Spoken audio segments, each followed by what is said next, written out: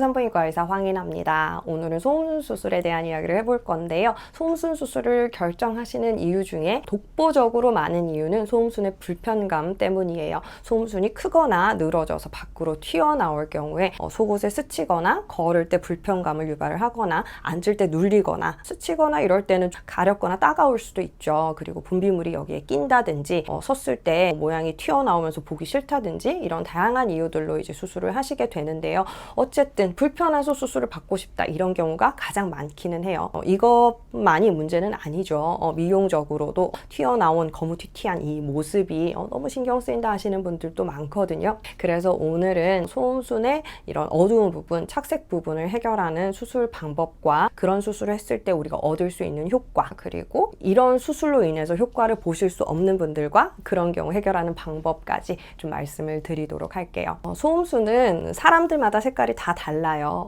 그래서 피부가 굉장히 밝은 분들, 거의 백인 같은 이런 피부를 가지신 분들은 소음순색도 밝은 경우가 많고요. 이거를 흔히 관계를 많이 하거나 성경험이 많거나 이러면 검은 것이다 라고 오해를 많이 하시는데요. 그거랑 전혀 상관이 없어요.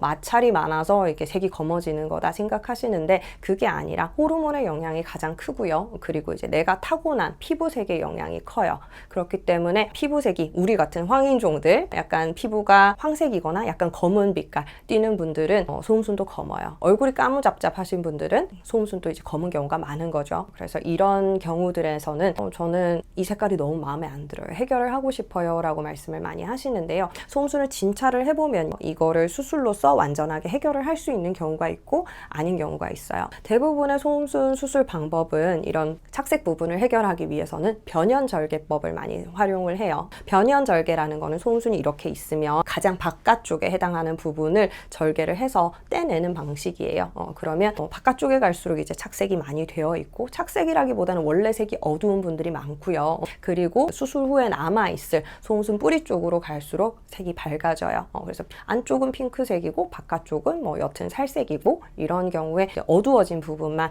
변연만 잘 절개를 해서 떼내게 되면 밝은 부분만 남게 되겠죠. 이런 방식으로 이제 소음순 그 컬러를 밝게 만들 수가 있는 거고요. 그러면 재발하지 않나요? 바깥쪽이 다시 착색되지는 않나요? 많이 물어보시는데요. 수술을 하고 제가 한 달에서 석 달 정도 거의 추적 관찰을 하는데요. 이런 기간에는 크게 변화가 없고요. 몇 년씩 지난 후에는 끝부분이 살짝 검어지실 수는 있어요. 그렇지만 이전처럼 그렇게 이제 심한 변화가 생기지는 않고요. 소음순 수술 이후에 소음순이 다시 자라나온다라고 생각을 하시는 분들도 있는데 그거는 불가능합니다. 소음순에 붓기가 빠지면서 약간 처음보다는 길어진다는 느낌이 있으실 수는 있는데요. 이게 자라지는 않아요. 출산을 한다든지 이런 트라우마에 의해서 질이 조금 빠져나오게 되면 소음순도 같이 길어 보이는 것 같은 효과가 있을 수는 있겠죠. 어쨌든 다른 트라우마가 없다면 소음순은 자라나지는 않아요. 그리고 검어지는 것도 한계가 있습니다. 그래서 이전처럼 새까만 모습으로 돌아가게 되지는 않아요. 이런 방식으로 이제 수술을 하는 경우가 대부분이고요. 변연절개가 아닌 우리가 쐐기절제라고 하죠. 이렇게 잘라내서 하는 경우에는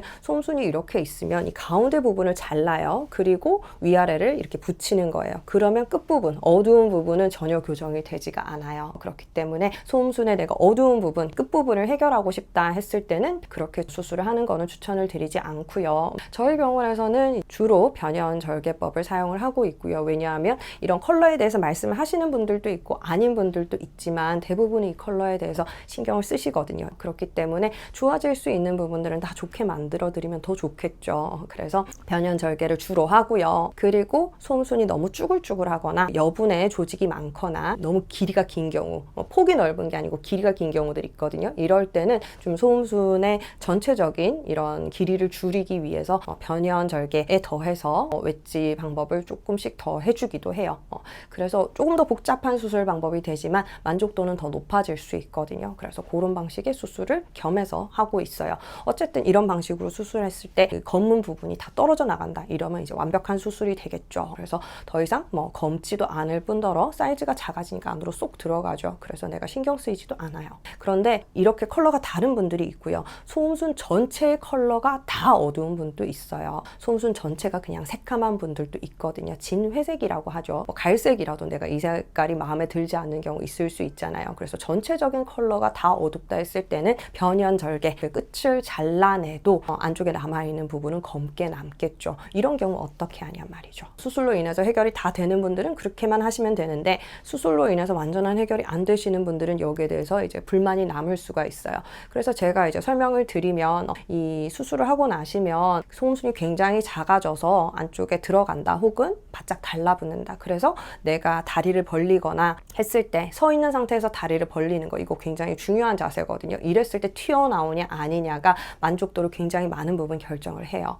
의사들은 환자가 누워 있는 것만 보게 되거든요. 누워서 다리를 벌렸을 때 소음순 모양이 어떤가를 신경 쓰게 되지만, 환자들은 자기가 수술을 했을 때 거울을 비춰봤을 때 내 앞에서 본 모습이 어떤가를 굉장히 중요하게 생각을 해요. 그래서 이럴 때에 검은 소음순이 튀어나오느냐 아니냐는 굉장히 중요한 관건이거든요. 이랬을 때 소음순이 작아져서 달라붙거나 안쪽으로 들어가서 전혀 보이지 않는다, 이러면 문제가 되지 않는 분들도 있어요. 그래서 나는 이제 밖으로 거무튀튀하게 보이지만 않으면 만족스럽다, 괜찮다 라고 하시는 분들은 이까지만 수술을 하셔도 괜찮아요. 아직 검게 남아있긴 하지만 작아져서 안 보이니까. 그래서 이 정도에서 이제 수술을 하고 마무리를 하셔도 되고요. 그런데 나는 벌렸을 때, 완전히 이제 소음순을 드러냈을 때 소음순 컬러가 밝아졌으면 좋겠다 하시는 분들은 소음순 미백을 별도로 하셔야 될 수 있어요. 소음순의 미백 방법은 상당히 어려워요. 이게 그냥 미백 토닝을 한다든지 레이저를 한다든지 간단한 방법으로 색이 밝아지는 건 아니고요. 그러니까 소음순은 이제 다른 부분과 굉장히 다르거든요.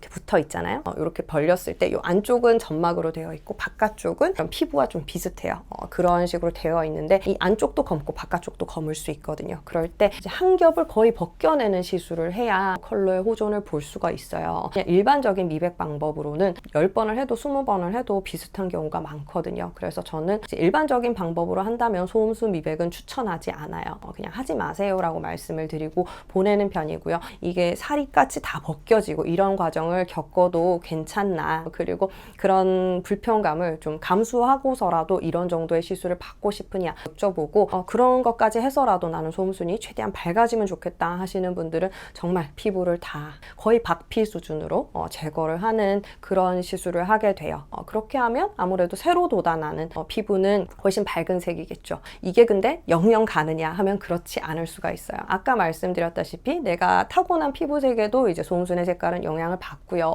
호르몬에 의해서도 영향을 받거든요. 소음순과 대음순은 다른 부분과는 전혀 다른 피부 성질을 가지고 있어요. 그래서 호르몬이 많이 분비되는 때가 되면 착색이 좀 생겨요. 우리가 임신을 했을 때 겨드랑이 밑이 검어지는 거, 배꼽 그쪽으로 이렇게 임신선이 생기거든요. 그런 것들 다 이제 호르몬의 영향이거든요. 소음순, 대음순도 거기에 의한 영향을 받을 수밖에 없어요. 그래서 한번 미백을 하면 난 평생 밝을 것인가 하면 그렇지 않을 수 있다는 거죠. 그래서 그런 것들을 감안했을 때도 나는 그래도 최대한 밝았으면 좋겠다, 시술을 받아보고 싶다 하시는 분들은 시술까지 진행을 하고요. 그렇지만 이게 굉장히 침습적인 과정이고 상처가 아무는 동안 굉장히 따갑고 불편하고 진물이 생기고 하실 수가 있어요. 그래서 관리도 잘 해줄 필요가 있고 상처가 덧나지 않게 계속 신경을 써야 되는 부분이 있죠. 그리고 한 번만으로 다 가능한 것은 아니고 보통 한 3번 내지 5번 정도 시술을 하셔야 눈에 띄는 효과를 보실 수가 있어요.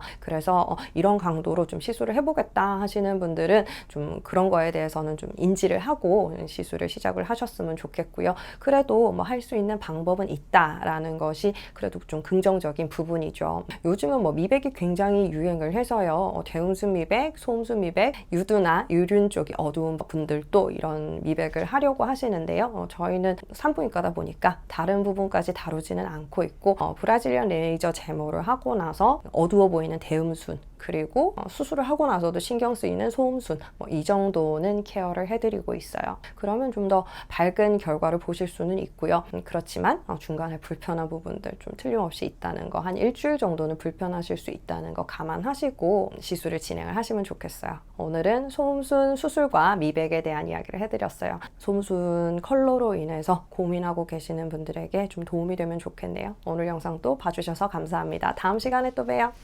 바이바이.